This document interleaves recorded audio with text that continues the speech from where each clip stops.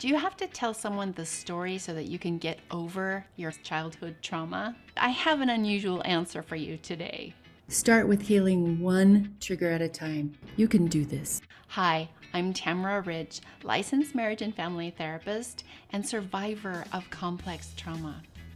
I teach people how to heal from complex PTSD. All through graduate school, new therapists learned to use a technique called trauma-focused cognitive behavior therapy. It focuses on telling the trauma story and helping the person who's telling the story to manage the emotions that are associated with the trauma. It's used primarily with children and teens, although there's a version that's used with adults as well.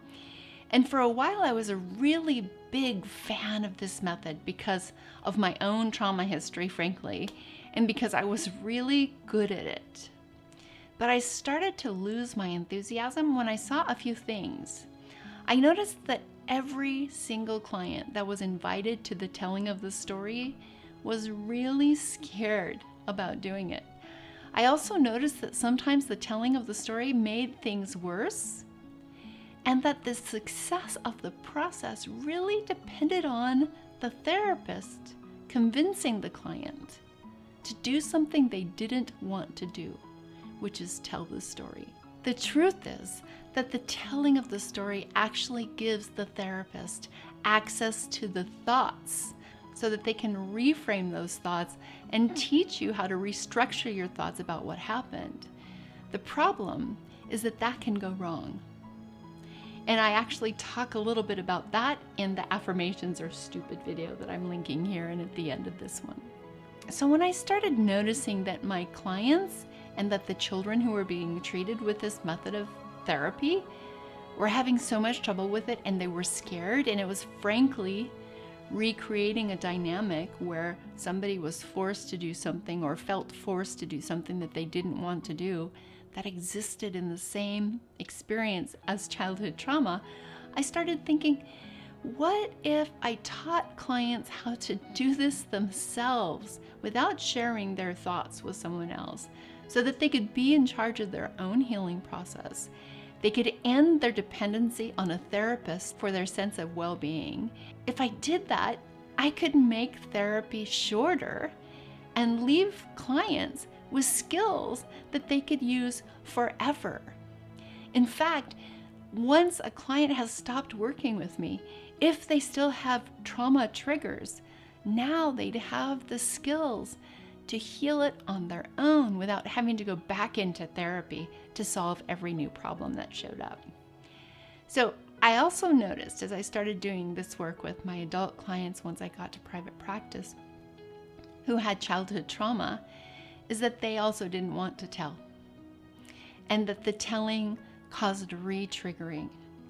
And I really understood that that telling really does prolong the healing process because it recycles a lot of very intense feelings. You think about it, whenever you have to remember and talk about something that's happened, it brings up all of the feelings once again as if you're going through it for the very first time.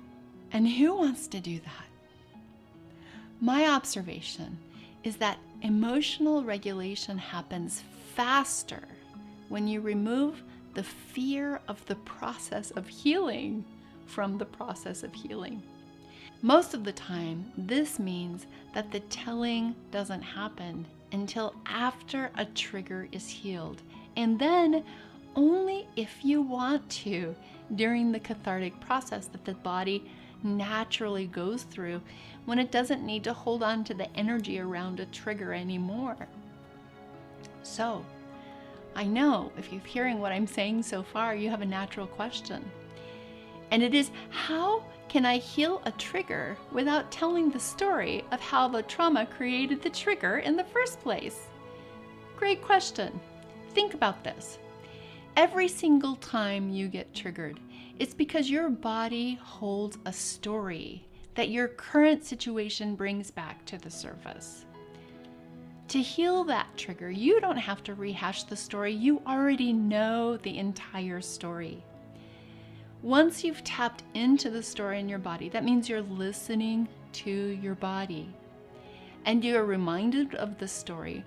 All you have to do is remember the thoughts that are common between the story in your body and what happened just now that made you remember the story again. Once you figure out what the thoughts are that are common, then you can identify what's real right now versus what I'm believing about this situation that's scary but actually isn't present in this very moment.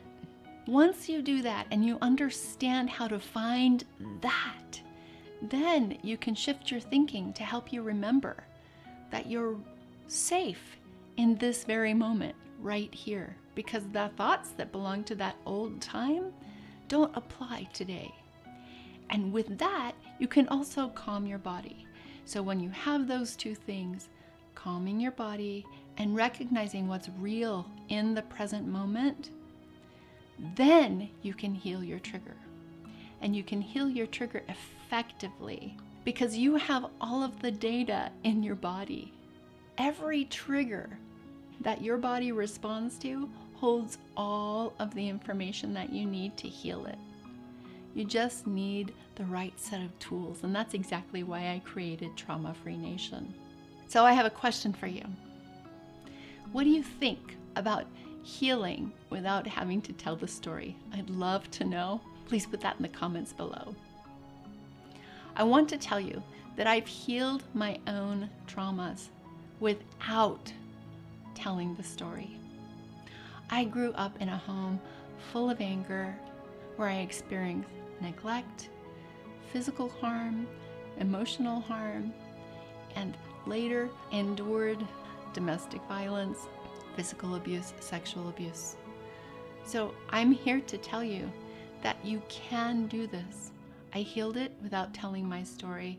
I got to the place where I could actually be safe in my body, be safe in healthy relationships, learn how to set boundaries that work, and learn how to keep myself safe and remembering and enjoying the present moment rather than allowing the past to intrude on my current joy.